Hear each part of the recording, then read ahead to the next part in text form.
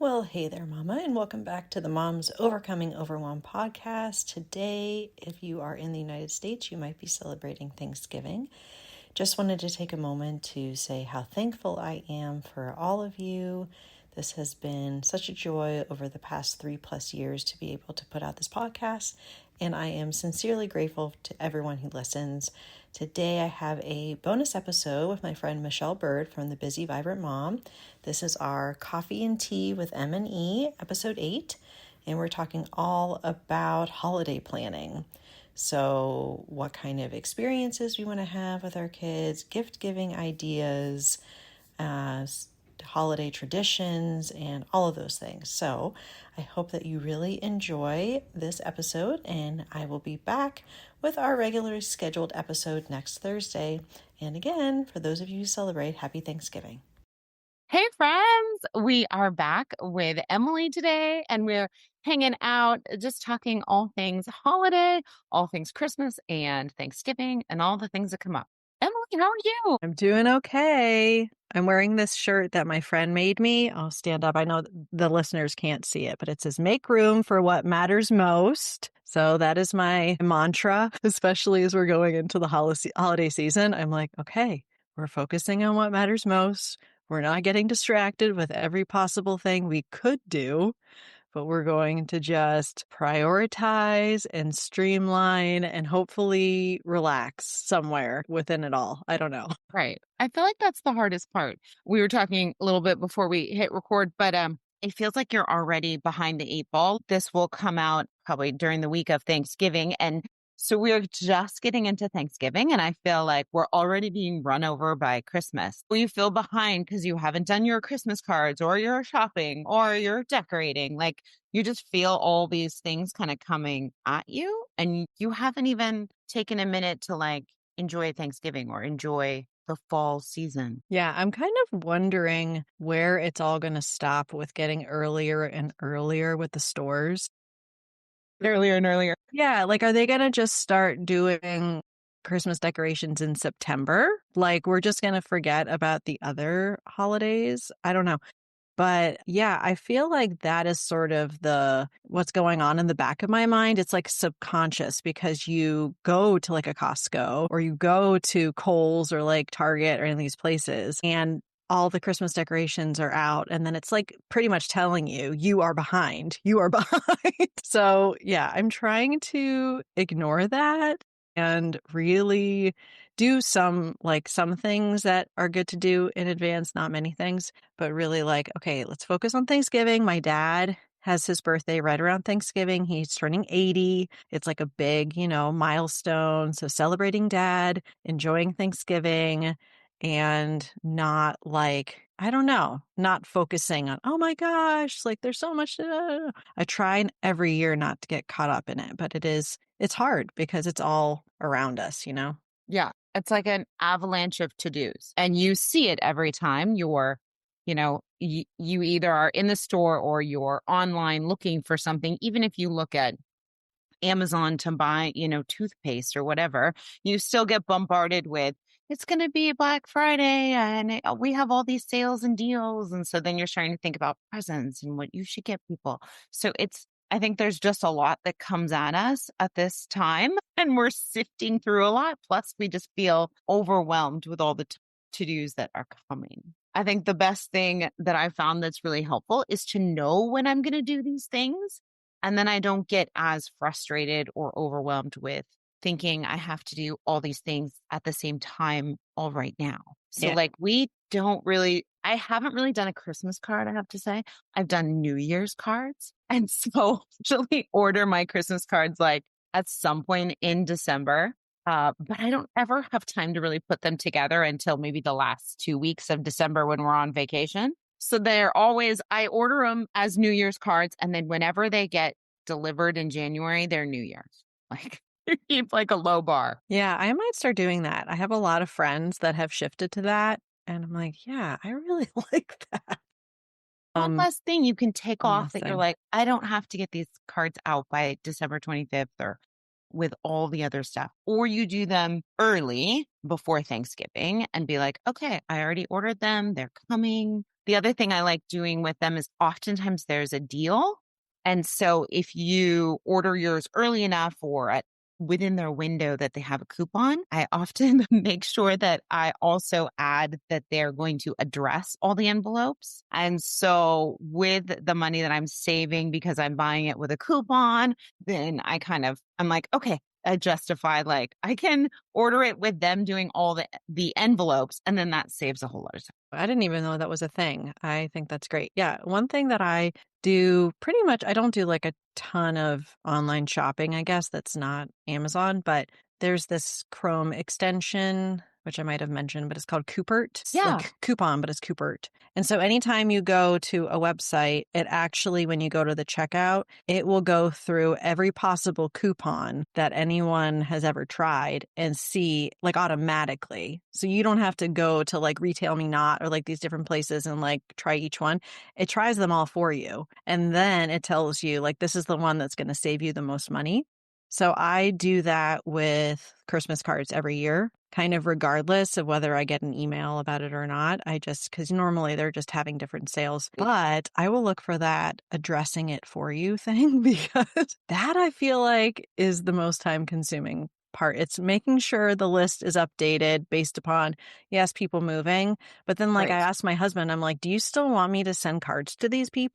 For like the people that are his friends or his colleagues. So just kind of updating the list real quick. I have a spreadsheet just like in Google for that. And then, we've done like labels and stuff, but regardless, just being able to get that taken care of. And I thought, oh, because I write poems, and for years I would write like the family poem for my mom. I think for like 15 years in a row.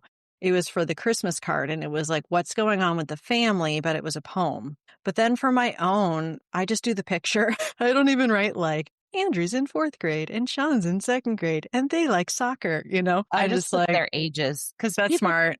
like I forget what age other Yeah. families' kids are. So I just put what age they are currently and like Merry Christmas or Happy New Year, and we love from us. It's sent off. Like people don't need to know a whole lot of stuff. The pictures are really what they want to see. And we started doing our pictures in July. And so we have pictures from July when we did a photo shoot. And so we just use those. So Yeah. they're all ready to go whenever I get my act I together. know, me too. Yeah, because we did that over our trip to Outer Banks, at the Right. beach. And so yeah, so I definitely have the photo. But yeah, I like that idea of putting the ages. And just from a decluttering standpoint, because I see this a lot, you do not need to keep the Christmas cards you've received from every single person you've ever met for the last 10 years. Have your sentimental box, put a boundary around it. If there's a couple that you're like, oh, they were so cute at this age. Great. But I find like people are really reluctant to throw those away because they feel it's like offending the family that sent them the Christmas card. No, you don't need to feel that way. I'm giving you full permission to throw away ones from the past, maybe display the ones from this year for a bit, maybe until February, and you don't have to keep them all. So there's one of your decluttering permission slips for the day. Love it. So it means I need to go through my whole drawer of Yeah. those cards Yes, and like Michelle, toss you them all do. out. You do. Right when we're done with this conversation, you have to go do that right now. I have another friend who puts them all on their Apple TV. And so then they show up all the time. So they're just in like their Apple pictures. And so they see people's Christmas That's cards cute. all the time. And they can, of course, just throw it away because it's all digital then. Yeah, yeah, that's a great point. If there are ones that you would really want to keep, like the best of the best, then just, scanning those. That's a great idea. I like that idea for sure. But yeah, I find like that is something they really feel like they're offending the people. No, you can throw away every Christmas card you've ever received from me. It's totally fine. That's funny. It's true. Cards that we write to each other too. I'll find cards. Sometimes my kids like to save them, and sometimes I find them in the trash. So Yeah. it's fine. And my husband will also be like, I love these cards you gave me, but I'm going to throw them away. And I'm like, that's fine. I still love you. All the stuff we wrote in there is true. It's okay. Right. You can throw them away. Yeah. Yeah. So as we're kind of running into this season, maybe what are some things that you're looking forward to for Thanksgiving and Christmas? And maybe New Year's, but well, Thanksgiving and Christmas for now. And what are maybe some things that you're worried or anxious about that you're like, These are going to be things I need to take care of.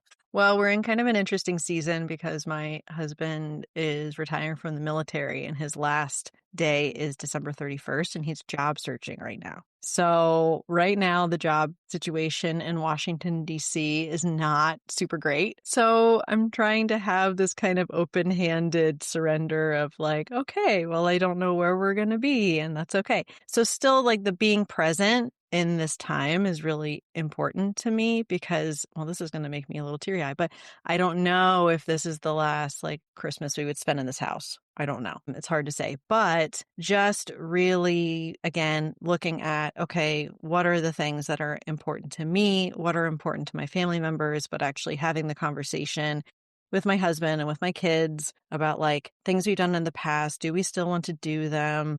Do they want to do this exact walk through the lights or do we want to drive through the lights and that kind of thing? We never do like a ton of stuff, but just want to make sure that we're doing some fun things that make it a little bit different without being overwhelming. So I would like to at least have some of those discussions, maybe just at the dinner table and see if there's anything that they're really wanting to do. We're going to be in Pittsburgh for pretty much their whole break, which is like 2 weeks. So seeing if there's things that maybe we can do in Pittsburgh. One of the things we really like to do, and at least where I am, there's a website that lists all the houses that are participating in doing all of their crazy holiday lights. So you can kind of make your own itinerary as to where you're going. And when the kids were real little, and they went to bed early, they'd be in their pajamas and then we would kind of go out. But that's something that we've really enjoyed, and finding some of those places and going with my parents, I think would be kind of a fun thing to do. So that's what I'm excited about. And just, it does require like a little planning, but I'm trying not to like get stressed. I think the thing that I'm most stressed out about is I want to be intentional about gift giving, especially with the kids. But I know that there are things that I got them last Christmas that they haven't like touched. And I know there's a couple big things that they want, but like I don't want to get presents for presents' sake, like just to be like, oh, okay, we're going to grab, get whatever. And they're not really into like a lot of physical toys right now. They're starting to get more into like, oh, I just want to get Robux for my Roblox games or whatever. So I want to, I don't know. I feel like there's some thoughtfulness that has to go into this. And I don't know if I have the bandwidth to be that thoughtful, but I want to make sure I'm not just getting stuff just to get stuff. Like, oh, they might like this, so I'm just going to get it because it's on sale. I'd rather just save up, like have us do an experience or do something consumable, like getting a bunch of different types of hot chocolate that they can try, or I don't know. So yeah, that's kind of where I'm at right now with what I'm excited about and what is a little bit stressful for me, I guess. Yeah. I'm kind of in the same boat with presents. So our relatives really like a wish list, and then they strictly go off the wish list, which is interesting because sometimes the wish list is up to date and sometimes it's not. And sometimes the kids have stuff they want and sometimes they don't. So it's always kind of interesting. And then to find stuff that is appropriate to put on the list or whatever. Our kids, now that they're older, they can look through Amazon or they can make a wish list. Ashley has stuff that is not at all on Amazon, and it's like on 5,000 other websites that she wants clothes or shoes or, things.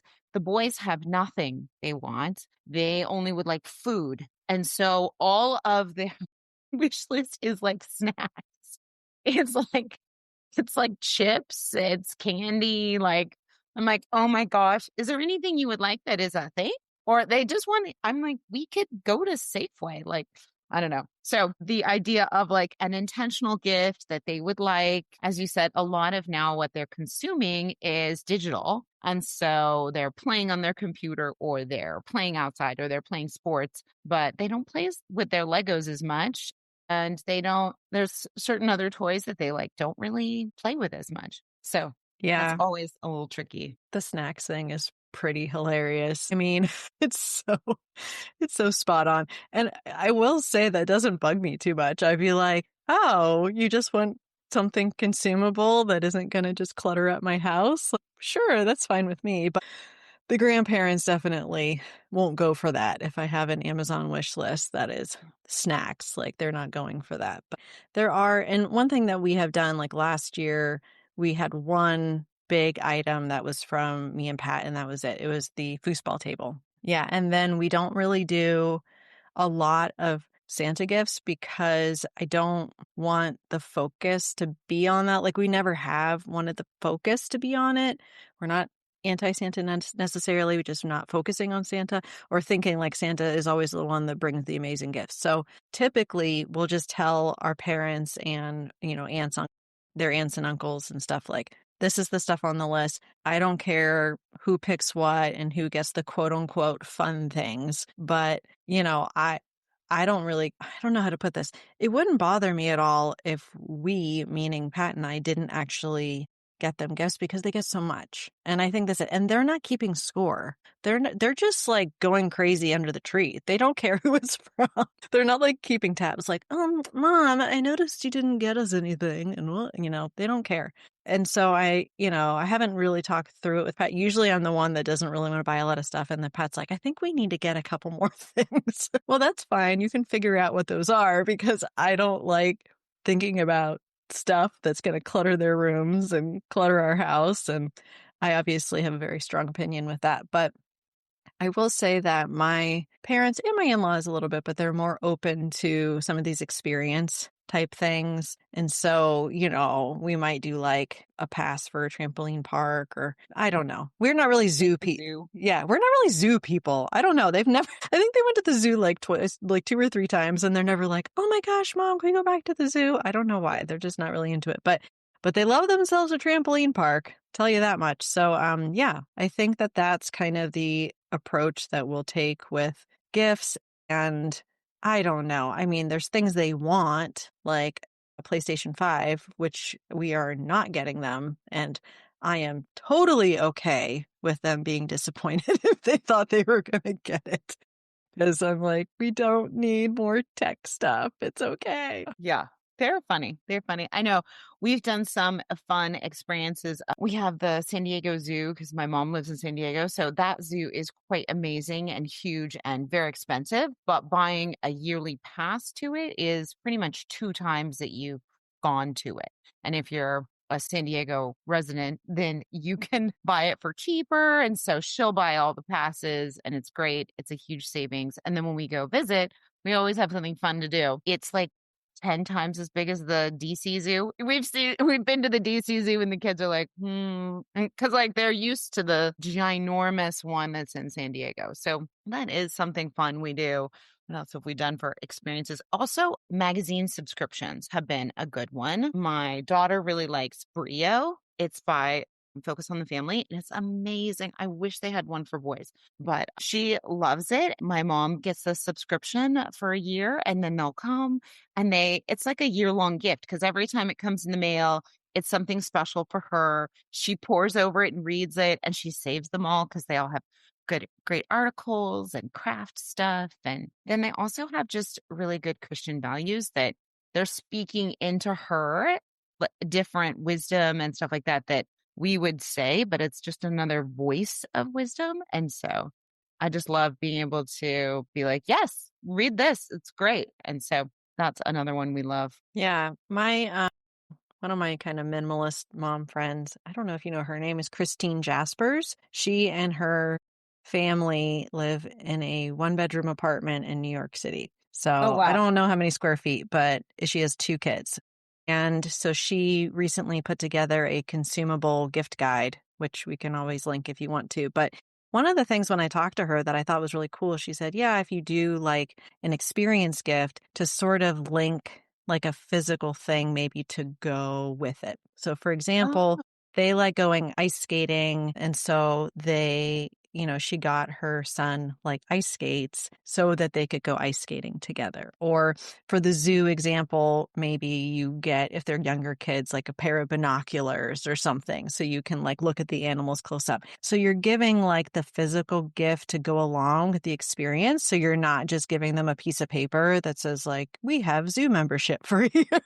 Because then the kids are like, especially if they're younger, not so much with the older kids, but I thought that was kind of a cool idea to sort of marry together like a gift that would go with the experience. So I think depending on what we decide, we might do something like that. I think, and I like the magazine subscription idea, although probably my boys would like some sort of Lego or Roblox magazine, if such a thing. I know the Lego one exists, but I don't know about Roblox. So that's a great idea. I will need to look into that because it is something that they can look forward to every month and they can, keep some of the articles or recycle them. So Right. Yeah, they're you not don't having to definitely say. don't have to keep them. If you like Yeah. them, great. Yes. If Yes. not, toss them. Yeah, but Brio I know is really good for girls. And then there was another one for younger girls, and now I can't remember it. I'm blanking on it, but it was like from age 8 to like 12. I think Okay. it's like this one's for you or something. And it's by Winter Pitts, and she passed away. And then her husband and 4 girls continued the magazine. But it's a really good one for kind of younger girls. And then Brio is better for junior high, high school. I Mhm. haven't found a good one for boys. Yeah. Well, if anyone, listening knows of one, feel free to get in touch with me or Michelle. Yeah, that's right. Send us a good one. I keep Yeah. asking Focus on the Family whenever I see them as a vendor somewhere. I'm like, Hmm. when twice. Like, we're working on it. They used to have one called Breakaway, but that one is no longer. So, what are some fun things? You mentioned your kids like to go see lights. Are there other fun things that they love to do that are kind of on your bucket list for the holidays? Yeah, well, I need to ask them if they want to do a Santa thing this year because we have in years past, but I feel like last year they were just kind of underwhelmed. So I need to ask if that is something of interest to them. But no, we don't have a ton of things that we do, just more like going impromptu in the evenings and seeing lights in our neighborhood and everything. And occasionally, oh, I will say, I don't know if we're going to do this now with Pat retiring, but the Air Force Band would put on a Christmas performance in DC. And we've been to that performance before. And that was really fun. And it's free. So I think we might do that. That's kind of our like big go because we don't go into DC actually that often, but the big kind of like, oh, we're traveling into the city, and doing that. But besides that, I don't, and I'm actually okay with it, not having a ton of stuff on the bucket list and just asking the kids if there's anything that like they really want to do and then trying to plan for that. How about you guys? Do you have some set traditions you like to do? It's funny. I always have to ask them just to make sure that we're planning in what you would like to do. We go and get a tree. We used to go to up into the mountains and get a tree, but because California is always in a drought, the trees up in the mountains in the Santa Cruz Mountains die. And so we get to Christmas and all the pine needles are like all over the packages. There was one, I think it was on Christmas Day, we like tossed out the tree because it was dead. So we usually get Christmas trees at Home Depot because they come from Oregon and Washington. And so they last much longer. And so we now go to Home Depot and like rummage around and the kids hide in the trees and we pick out one and then they name it. It has to be named with I think an N. And so it's a name. They name the Christmas tree and then we take it back home and eventually decorate it. Uh, they also love going to see like a live nativity scene. So there's a church that puts on a huge nativity scene and it for 4 or 5 days. And they make the whole town of Bethlehem. They have sand, they have giant structures, they have live animals. They have a guy who has fire. I mean, it's crazy and incredible. And so they're used to going to that. That kind of kicks off our season. And actually go see lights. We have like it's kind of like a park, but it's like a bigger park. And they do a huge light display over Christmas. And then they charge for tickets to go see the light display. And then I think that helps fund the park and everything like that. But we usually do that maybe with some yummy cookies and hot chocolate or something. We go and see the lights. But yeah. And then our neighborhood loves to do like a little Christmas get together and they call it Christmas on the Court. And then everybody brings food or potluck stuff and gets together, commingles, and your house is usually decorated at that point. I love that. You seem like you have like the coolest neighborhood ever. It's a fun neighborhood. They really love Halloween and they really love Christmas. And so they get into both of those. And everybody decorates and they like to put up lots of lights. And one person gets a bunch of trees. And so everybody chips in, like, I want a tree. And then they get delivered one day. And then all the neighbors go to that house and pick up your Christmas tree and take it to your front yard and then decorate your Christmas tree. And as you like come into the cul-de-sac, there's every house has their own little Christmas tree. It's really cute. Gosh. Well, one of the personal things that I do, which you're reminding me of, because it sounds like you live in a Hallmark movie. I don't watch the Hallmark channel, but usually Netflix, and I will during like lunchtime. That's when my Focus app is off for the morning and I will eat my usually soup and sandwich or like something warm. And I watch Christmas movies. Like, and then I watch part of it for lunch. And then usually, like, before the bus comes, I'm folding laundry or doing some sort of home task. And so I'll watch like the rest of it because it's never ever like more than an hour and a half long, So I can kind of like watch like a Christmas movie per day.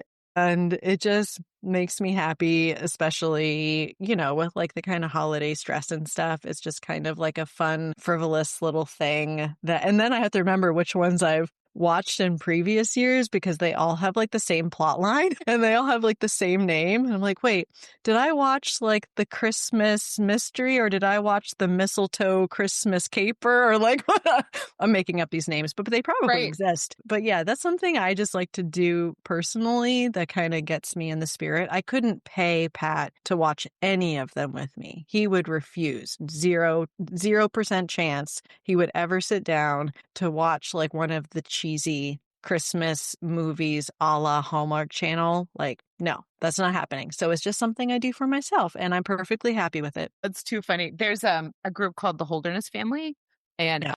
they make fun of all the Hallmark movies. So they're hilarious of seeing all their quirks about them because they use the same set. It's the same plot. It's the same people. It's just the like slightly different. So it's always hilarious to watch those. Yeah, we love watching Christmas movies. We like watching, was it Claus? It's Hmm. Klause, and it's all about a mailman. And if you have not seen that one, it's so funny and it's very clean and it's cute and it's animated. So it's not like one of the, I feel like there's 100 Santa movies. It's so cute and it's really funny and sarcastic and our kids love it. And then we quote it to each other all the time. Oh, I love that. Yeah, there are some kind of family-ish movies that for the holidays that the boys like. And so, yeah, I mean, they really last year got into Home Alone and it was fine. Like Home Alone 1 through 3 with Macaulay Culkin, I was like, okay, I think 2 and 3 have Macaulay Culkin. But then you start getting into like all the weird reboots and the boys are still like, oh, this is so funny. And I'm like, this is really not that great of a movie. But I'll watch the Home Alones with them no matter what. If I've seen it like 100 times, I don't really have a problem with it because they just laugh. And I'm like, well, as long as they're like at this age where they're just kind of not self-conscious about just like belly laughing at watching these movies, then I want to take advantage of it. And they're sugar obsessed and we still have several pounds, probably about 10 pounds Halloween candy per kid still, because we only have a certain number of pieces per day. However, they love themselves some hot chocolate. So I will make hot chocolate and then I have to count out the mini marshmallows and they make sure that I give exactly the same number of marshmallows to each child because Of course. everything has to be the same. And if I give Sean 21 and only give Andrew 20, then I'm going to hear about it because they're just mad at, we call it sugar math in our house. They're like, wait, I want a full size candy bar. Does that equal 1 or 2? Like we're always doing sugar math in our house, but we have these special mugs, the Grinch mugs that they drink out of, and they love their hot chocolate and then watching some of those kind of fun, Christmas Cozy. movies. Yeah. So, and I do like living in a place and going to a place that gets cold. Like, I don't like being cold personally. But I do like having the seasons and having Christmas in a place that gets down to 20 or 30 degrees. So I like having a hot chocolate and feeling like I need a hot chocolate, if that makes Right. sense. Really Yeah. hard to like wrap up in a blanket and have hot chocolate when it's like, 80 degrees outside. Yeah, It doesn't exactly. make you feel quite the same. Right.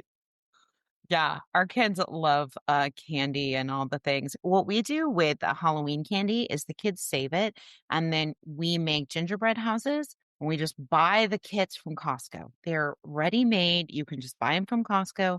But the idea is that when we build those houses, it's like a 1 day project. They take all their Halloween candy out and they can add on all the Halloween candy and make a yard and a pool and whatever they want to add on.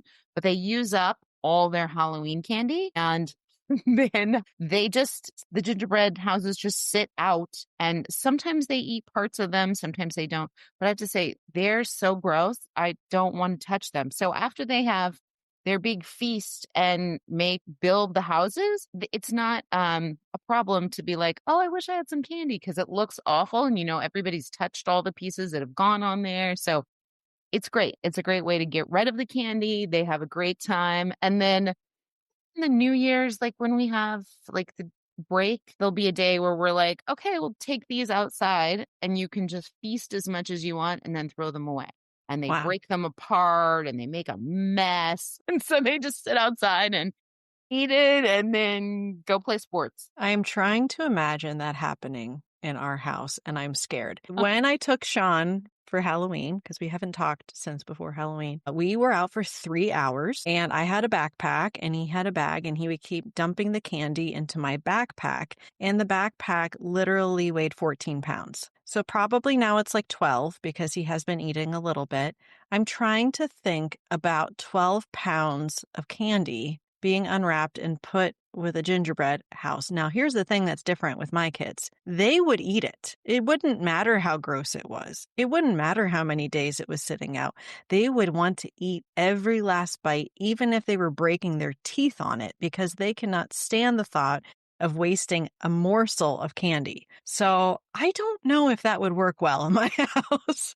It's how it kind of works. And ours eat some of it they don't. I mean, then as I said, once the gingerbread houses have been living long enough, there comes a day where it's like, eat what you like, and then we're going to toss the rest. But yes, they get very creative with their candy. I think Ashley has like one Ziploc bag, freezer size of candy. Enoch has one, and Boaz has three. Like he just took a pillowcase and was going back for more, like as much candy as like humanly possible. Yeah, that sounds like Sean. That's pretty much what happened. He wanted to keep going, and I was like, dude, it's been 3 hours. Like, I want to go home, like right now. And I'm carrying the 14 pounds on my back, and you're just like, "Ooh." And then he kept sneaking candy because my friend's husband was like, you can totally have some candy now. And so he came back all hopped up, wanting to keep going out for another hour. And I'm like, nobody, we're done. We're done. So We're thinking yeah, about like yeah. much candy. And if you Mm. consumed all that, that's 14 pounds of candy. It's hopefully going to last us till Easter. I don't know. We'll see. Yeah. Yeah. It lasts surprisingly a long time. So, as we're kind of wrapping up or thinking about things, what are some things that maybe moms who are feeling overwhelmed? We've kind of talked about some fun things and some exciting things to look forward to. I know one I forgot was there's the Next Right Thing. It's a podcast by Emily P. Freeman, and she has a beautiful app that she's created for Christmas, and you can download different readings. And so they're very beautiful. I love listening to them while I wrap gifts or something, but they just kind of are calming and so instrumental. I know those are fun. Or She Reads Truth. There's the Advent book that they come out with every year that's gorgeous. And I just can't wait to like look through it and read it every morning with a nice big cup of coffee. So all those kind of fun things, traditional things that we love to make room for and make time for. Maybe what are some ways that we can make time for that? Or what are some ways that we cannot feel so overwhelmed? I know we talked about the Christmas cards and not having to Yeah. do them would be lovely. I think just really understanding like the traditions that light you up and also Mhm. like your family, and actually making a list of them. And then understanding, like, do these require any kind of planning? Like, is there anything that I have to do for this? So maybe it is, oh no, I just have to like listen to this podcast episode and I can kind of do that whenever. Or maybe it is, I know I need to order the book, or I need to check to see if tickets are available for such and such a thing. But just like you said, kind of knowing when you're going to need to do it. One of the other things is when it comes to holiday decor, which can sometimes overwhelm people. I know it doesn't overwhelm me, but sometimes people are like, oh, I feel like I have to have everything like perfect or looking just so or whatever. Really understand that when you are decorating your house, if you haven't already, what you are gravitating towards, where it's like, oh, this is really how I want my home to feel. Like, this is really bringing across sort of the piece of the season, rather than, "Oh, yeah, I got that from a family member, but I don't really know if it's our style. I don't know." See, like, the things that you're gravitating towards and then the things that you're just kind of keeping in the box, maybe. And then at the end of the season, consider letting those things go that you didn't use, to just kind of like streamline things a bit, and understanding, like, okay, did it feel like just the right amount of decor to really support the activities and the time that we're spending as a family? Or did it feel kind of like too much, like kind of suffocating? Like, okay, this is not how I want the place to feel. So, I always talk about the three F's, in a space, like, how do I want this space to feel, function, and flow? And I think that as we're in like the holiday season, just like thinking about that in the space that we're in. So we're in the room watching movies and stuff. Okay, how am I feeling? Like, great, we got our cozy blankets, but we have all of these kind of random tchotchkes and they're really, taking away from us being able to relax. So just thinking about the feel, functionality, and flow of the different areas of your home, and whether the holiday decor that you have is supporting that or if it's detracting from that, and just kind of doing like that audit, I think would be helpful. And then that helps relieve our stress because we're not feeling the extra burden of like this extra stuff, because we're already having to manage a lot and we want to be able to actually be present and like relax with our family. That's kind of the point, right? Right. Yeah, definitely. I know for us, I stopped decorating the upstairs of our house and I only decorate the rooms that we are in downstairs. And so that leaves less spots to decorate. And then I've also started getting rid of, over the years, the bucket of stuff you don't use, right? There's always like stuff you traditionally put up in different spots, and sometimes furniture moves and you kind of rearrange things. But then there's also a bucket of stuff that you're like, well, I haven't put this up, but I might use it sometime. And I heard somebody say, if you don't use it within that next cycle, like that next season, whether it be Christmas or whatever, then toss out those decorations. You don't need them. And you don't need them. So we do that. And then also, I have a way I organize all of our decorations that make it easy to put up. I take all the decorations, let's say, that are on the mantle, and I put them all in one bag together with a note card that says exactly where I put everything. And so then it's all in one place. And then I tie it all together, put it in a clear bin, and then do that with the rest of the stuff. So everything around the house I can set up pretty quick because I know this goes in the bathroom and this is how it's usually decorated. And so it's a lot of time putting it away because you have to make sure I did like it here, or if you moved furniture, where you put it, that kind of thing. But it helps so much because the next year you don't remember where you put things. And it takes away all the thinking of like, where did I put this? Did I leave this out last year? Where did this go? And it also doesn't feel overwhelming when you have like 10 different clear bins. You're like, oh my gosh, like you feel Yeah. more like, oh, this goes in the bathroom and this goes in the living room and this goes here. So it really works well. So I highly recommend. I really love that idea. I was actually talking to a friend of mine, and she's working with her husband to organize the garage, and they just think about organization completely differently. She was wanting to put like all the gloves together, but he's like, no, but I want the gloves I use for hunting to be with my hunting stuff.